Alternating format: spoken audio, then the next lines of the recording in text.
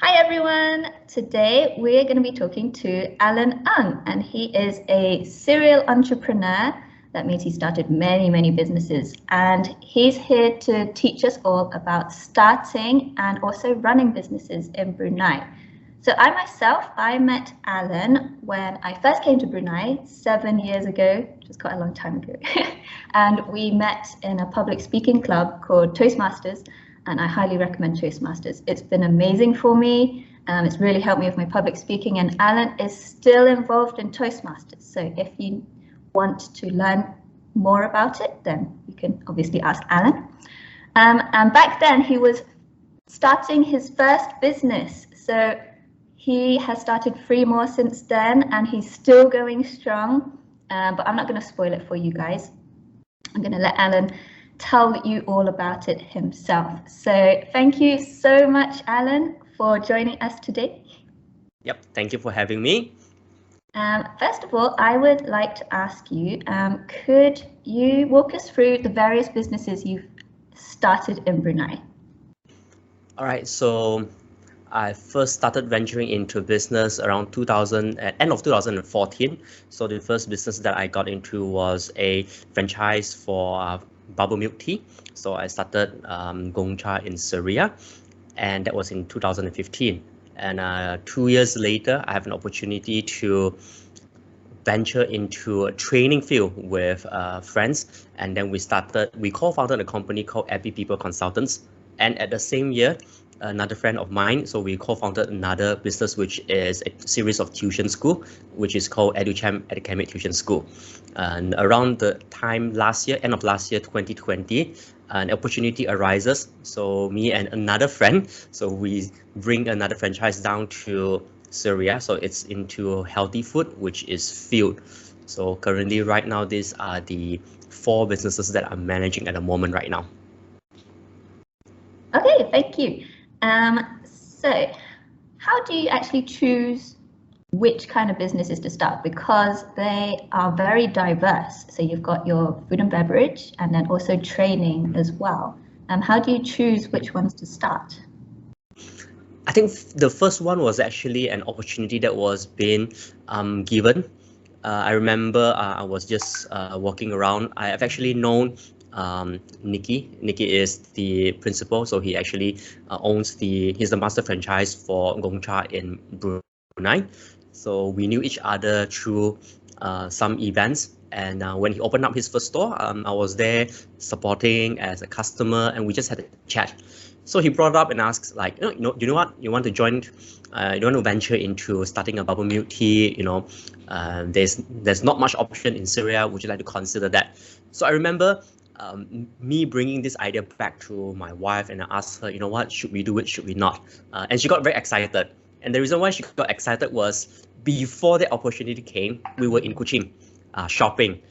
And while we were shopping around, we were, obviously walking around for some bubble milk tea. And she actually had this statement: how nice would it be if one day we had an opportunity to learn and open our own bubble milk tea stores?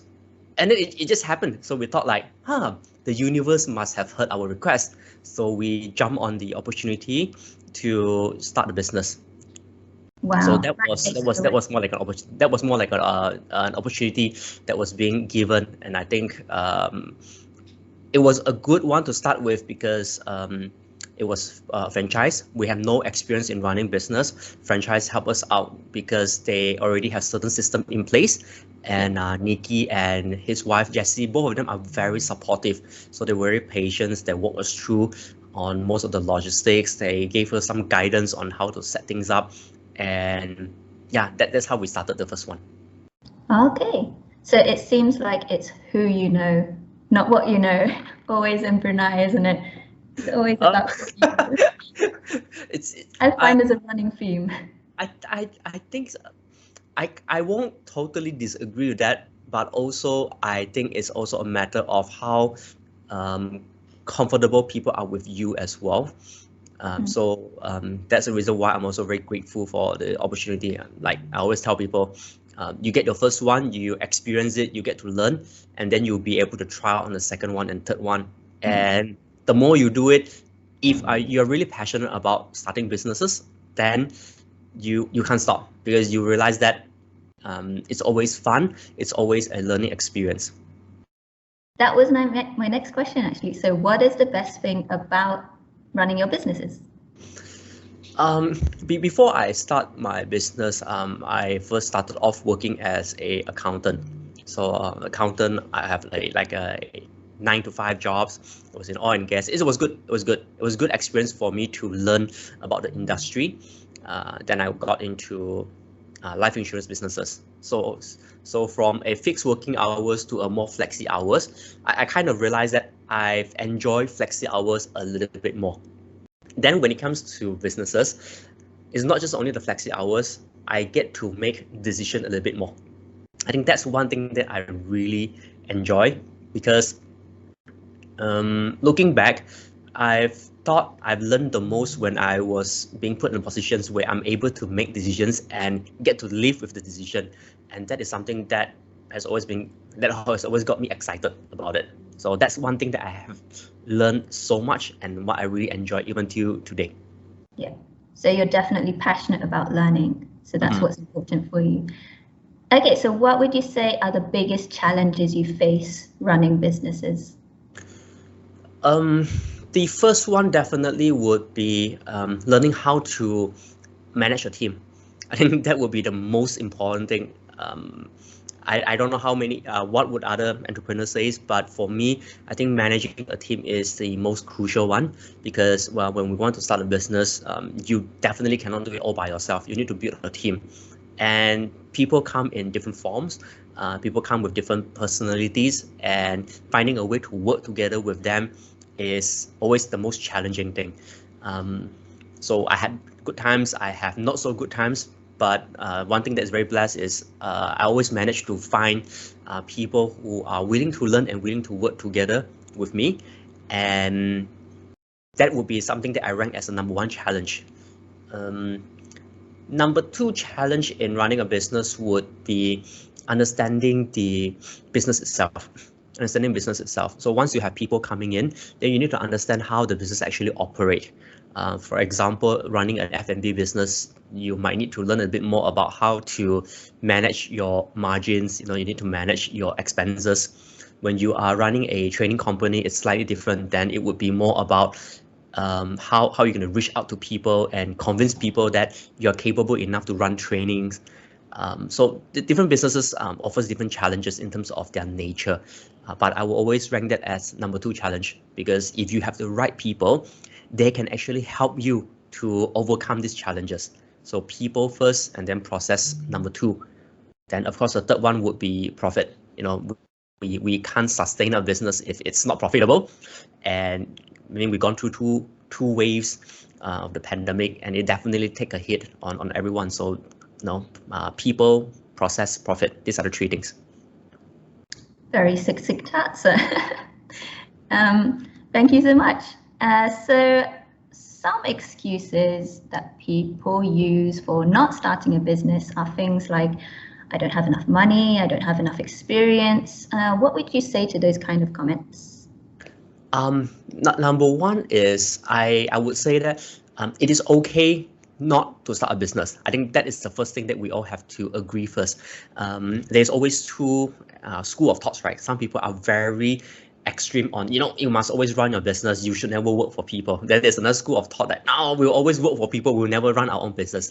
I think there's always a silver lining. We just have to find what you are more comfortable with and what you're after. So for instance, I'm after experience, I'm really after the learning process. So I would go into businesses. So if you were to go in business, and let's say if your concern is about money, then I think we can open our perspective a little bit more. That is something that I've learned in my first venture, is that if you have a good business opportunity and if you have a good idea, you don't necessarily need to start everything all by yourself. Try to talk to people around you, and sometimes people have some finance and they are waiting for that idea. So it's always a mix and match. You have an idea, you have a business opportunity, but you don't have the financial capability, and you might have people around you or network around you that has the financial capability, but they're looking for opportunity. So you just have to mix and match. This is something that we've learned in business resources as well. So finding people, and then if you get them in on board, they can come in here as part of your shareholders, they can come in here as part of the investors, then you'll be able to start the business if money is the biggest concern for you. And I strongly encourage people to look into that, is because if an opportunity that is really good come knocking on your door, and the only reason why you push it away is because of financial restriction, then you got to ask yourself, do you really want to do this? And is this opportunity something that is really worthwhile to venture in? If it is, then don't worry about, put your ego aside, you can just talk to people and say, hey, there's this opportunity, would you like to come on board? There are people who are out there who's willing to listen to offers. If you don't ask, you don't get, right? Yup. And I think a lot of time we don't ask because we already assume that people won't be interested in it. And if you are worried about failing, then you can be very upfront and tell them that everything has risk involved. So it's all about communicating, because you have some risk that you are willing to take, and if you're willing to take and you have so much confidence in the business, then there shouldn't be any reason that is stopping you from sharing that with someone else. That leads me very neatly onto my next question, which is, as an entrepreneur, people are probably going to question what you are doing because it's new. There is huge risks involved. You're going to be spending a lot of time and money on this new venture that you don't know if it's going to succeed or not succeed. How do you deal with this negativity? Okay, number one thing is, let's talk about the experience first. One key reasons why I think everyone should at least consider venturing into business or try it out is, I've learned accounting and finance at school, so I'm from the business stream. I've learned all these things, but I never know how to apply it. So when it comes to real life situations, running a business allows me to put my knowledge to test. And it's pretty soon that I realize whatever I learned as an academic doesn't really apply in real life. So some of the things, for example, teaching you about how to manage people. But then when it comes to real life, people are already different. There's no one fixed way to manage it. They talk to you about marketing plans and all this, which is good. So you have some foundation, but different countries, even different districts in Brunei, they offer different challenges as well. So market segmentations and all of this are more practical rather than just theory itself. Number two was, your question was about when people, sorry, I did not write it down. What was, so it was about the experience. That was the one thing. Then the second one was, let me come to think of it again. Can you repeat the questions again? I can't talk about the experience. I forget about the line already. It's all right. So how do you deal with negativity? People saying you're taking huge risks. Risk. Yeah. Okay, risk. Okay, so early on was the reward. So the experience is a reward. Then you look into the risk. So when people say that, what if you fail and all this? That's the same thing. If you were to work, if you were to be employed by a company, you do have risk as well. What if you are being laid off due to economic situations? There is no such thing as risk-free. Everything has its risk. So with risk comes reward. So that's why number one, you understand your reward. Then number two, you assess your risk. So in this risk, if people say that, what if you fail? What if you lose money? Then the question is, what if you're able to make money from it? So you don't go into employment saying that, what if I get fired today, right? You go into an employment telling yourself that I'm going to do my best because I want to aim for that promotion. So when you come into venturing into business, it's the same mindset. I know there's risk, but I don't just only think about the risk. I think about the reward, which is I'm going to learn from it, I'm going to grow from it, and I'm going to make a living out of it. So if you have the same mentality, it should be good. But sometimes people think about it differently. They have the mentality of, when I'm working, probably I'm going to give my best. I'm going to work 8 hours a day, 48 hours a week. But when it comes to businesses, as a boss, I don't need to do anything. I can just sit, I can just relax. All my stuff will run everything. But that's not true. If you were to run a business, you definitely have to work more than 8 hours a day. there Yeah. is even more effort that you need to put in. So risk-wise, it's all depending on what you look at it. And if someone comes to you and say, you know what, I don't think I can take any risk, then probably they might not be the right person that you should talk to when it comes to business, because they are more risk adverse. Yeah, that's my take. Yeah, that's really good, because some people say, oh, okay, I can't see how you can take the risk, but they try and push that kind of mentality onto people who do want to take the risk and and then that makes them second guess themselves, which is not a very nice thing to do. They're trying to look out for you, say like your friends and family, say Yep. things like, oh, are you sure you're going to be taking a lot of time and money? But they're trying to look out for you. But if it's really something you want to do, then you really should just go for it. Yep, that's when the reward is very important.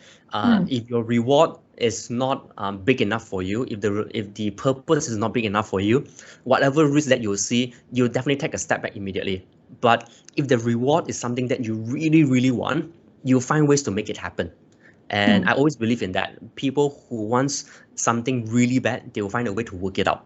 So if you only see risk at this moment right now, maybe you don't recognize the reward that you're getting is something worthwhile for you. And when something is not worthwhile for you, it's easier to give up than to pursue it. Yeah, you really do need to think about, why exactly am I doing this? Yep. Which goes for everything in life, to be honest.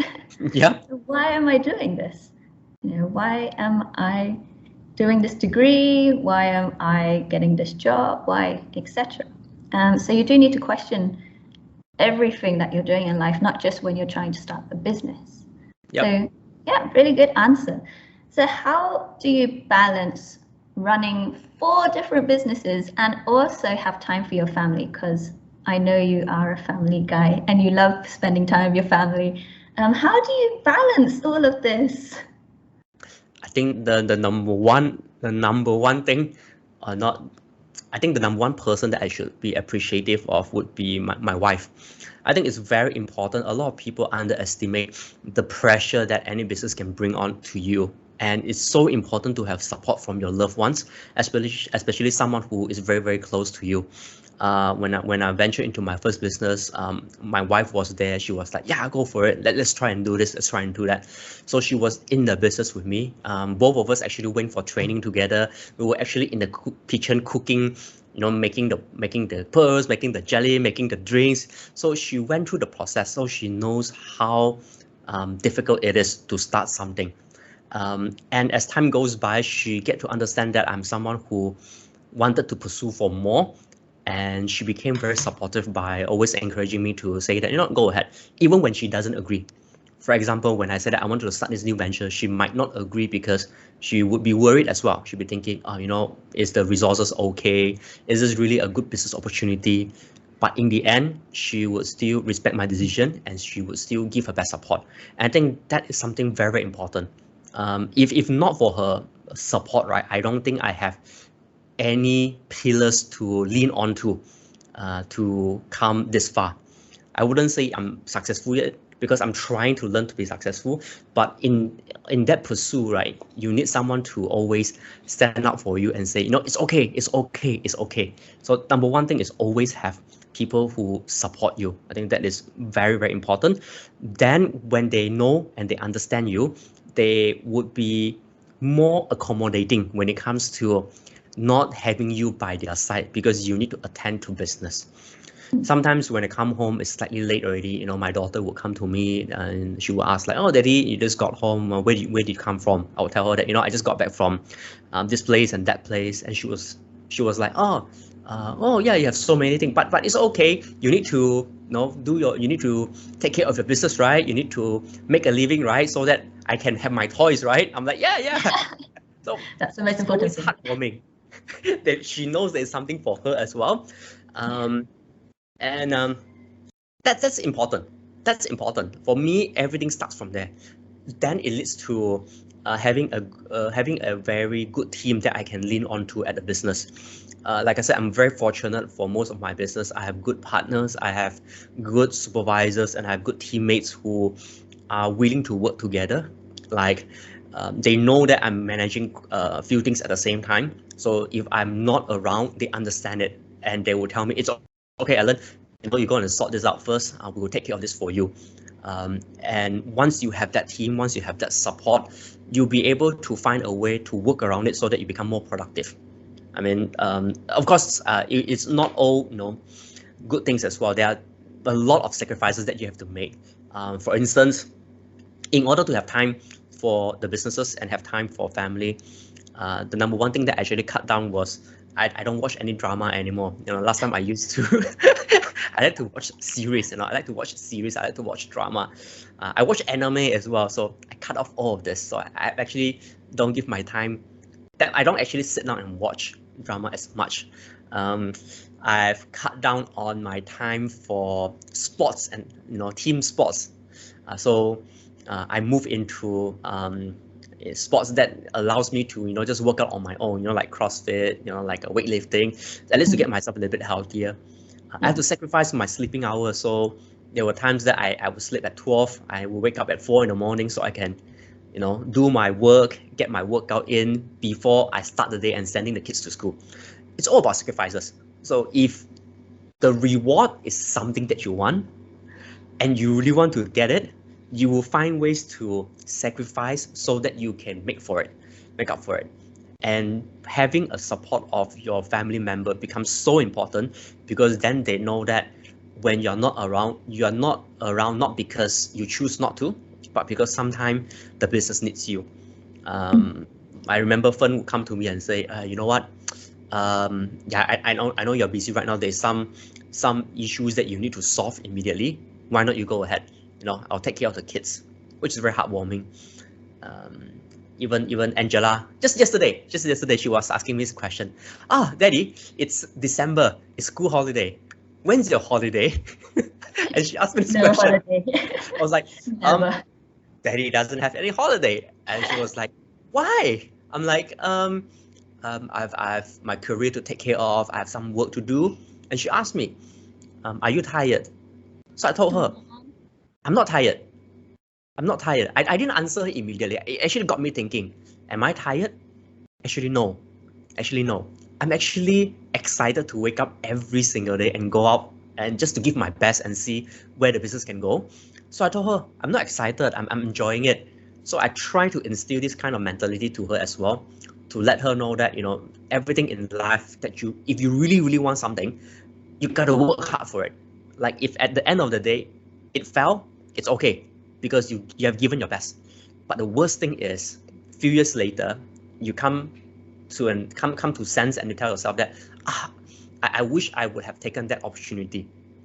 And I think regret is the hardest thing in life. So I don't want to have any regret. I just want to live to the fullest, trying to chase for things that I really, really enjoy. I think that's how I try to stay productive. It sounds like to me, the thing that gets you up at 4 in the morning is living life with no regrets. Yep. So that's the goal that you're aiming towards in life. So that's the reward at the end that gets you out of bed in the morning, that keeps you going throughout the day. So you don't give up, you don't go, okay, Daddy is going to have the holiday that you. So I'm just gonna relax. I mean, I do have on the couch for a week. I do have holidays. It's always planned. It's always planned. Like, okay, kids, during this time, we're gonna go have fun, and I think it's okay. Again, different school of thoughts, right? I can be a parent A, which I have a lot of times with my kid, or I can be parent B. I might not have as much time with my kids, but if we were to go on holiday, or if I were to get out from work, then I'll make sure at least it's a quality time. So it's like uninterrupted time. You have my undivided attention. Yeah. But in order for me to have more of this time, I need to make sure that I make enough living to take care of everybody. So there's always a give and take. Work hard first, enjoy the process, and then reap the reward later on. Yeah, I always feel as parents, we always have that guilt, isn't it? Am I spending enough time with my kids? And you can't ever get rid of that guilt. It's always a compromise, but we just have to live with it, to be honest. Yep. Okay, so what would you think is unique about running businesses in Brunei? So Brunei in particular. I think in Brunei, we're actually very blessed. I would say this is something that is very unique. Very blessed in the sense that a lot of things we are enjoying right now are part of the privileges, part of the benefits, and part of the subsidies from our government as well. I think that's the reason why if you have an urge that you wanted to try something, you want to start something, this is the best place to start. This is the best place to learn. When I get to travel to Malaysia or Indonesia or even Vietnam, or even to the States as well, it's not easy. No, if you want to start any business at any other places, it's not going to be easy because the startup capital is going to be way much more higher. There are more things that you need to be of concern. But in Brunei, a lot of things are well taken care of, and sometimes you have the right ecosystems to help you as well. And people are generally quite helpful as well. Like you want to start something, right? People would tend to give you a helping hand. Like, oh, I have some resources here and there. Would you like to take it? You know, I know so and so. They can help you out with some renovations. Would you like that as well? There's a lot of human interactions. People who are willing to help out. I think that's something very unique. And of course, in Brunei, if we start something, the what do I call that? The barriers to entry is not very high. So if you have an idea, you can always try something. It's not like, oh, I have to make it big before I can enter into the market. No, even if you, for example, over the pandemic, there are a lot of people who find new hobbies. They can make burnt cheesecake. You know, suddenly they become good cook. You know, if that's your hobby, if that's something that you enjoy doing, why not turn that into a homemade business? You know, like, oh, now I can make very good burnt cheesecake, right? What if I could sell it? You know, I just start selling it at a very low price, but I can sell it, people enjoy it, I get feedback. And if it's nice, I try to make it even different flavors, I make it better, and then I can explore and try to sell more quantities. You never know how it may turn out to be, right? So the barriers to the entry barriers is not very high. I think that's number one thing. Number two thing is the cost to start up is not very high. And of course, number three is we have a lot of things that is being subsidized, you know, benefits is being given and all this. Of course, like no income tax and all this definitely helps out on a lot of things. And we have lower standard of living as well, cost of living, not standard of living, lower cost of living, right? Lower cost of living, which means even if you don't make big bucks, you can make enough to take care of yourself while enjoying the journey. So I think this is something very unique. So for anyone out there, if you ever have the thought of, no, I have this hobby, can I try to turn it into a business, or I want to learn the business and I'm willing to take on some risk, this is the best time. Thank you. I've learned loads and loads from your answers. So to wrap up, do you have any final tips for any newbies wanting to start a business in Brunei? Don't overcomplicate it.